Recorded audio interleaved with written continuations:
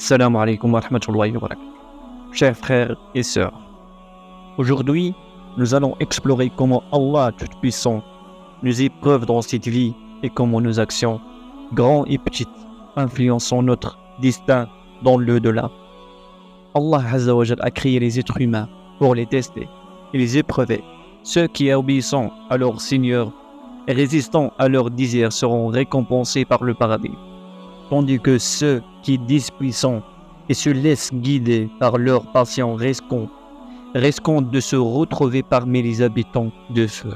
Le prophète sallallahu alayhi wa sallam a dit: il a été prescrit pour le fils d'Adam sa part de Sina.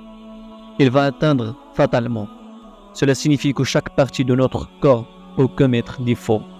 Les yeux devront forniquer par le regard, les oreilles par l'audition, la langue par la parole, les mains par la transgression, les pieds par le pas et le cœur par le désir. Les parties génitales, quant à elles, confirment aux infirmer ces actes. Allah subhanahu wa ta'ala dit dans le Coran: الذين يجتنبون كبائر الإثم والفواحش إلا اللمم إن ربك واسع المغفرة. Ceux qui évitent les grands péchés, turpitudes, sauf les fautes légères.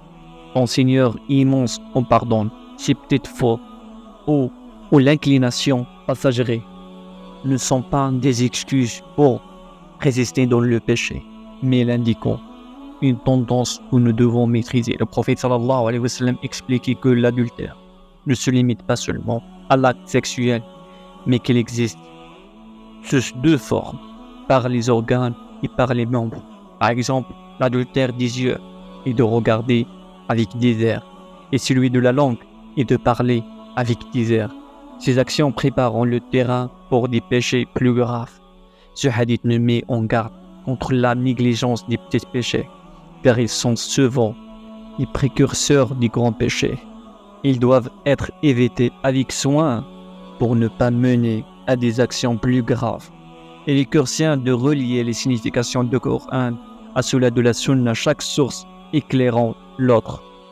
En résumé, la vigilance sur nos actions, grandes ou petites, est essentielle pour mener une vie conforme à la volonté d'Allah.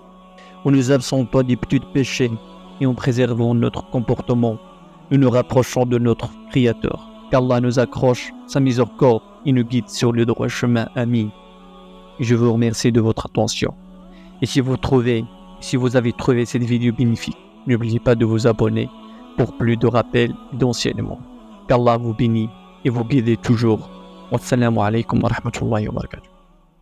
Le prophète alayhi salatu wa salam a dit: quiconque indique un bien a la même récompense que celui qui l'a accompli.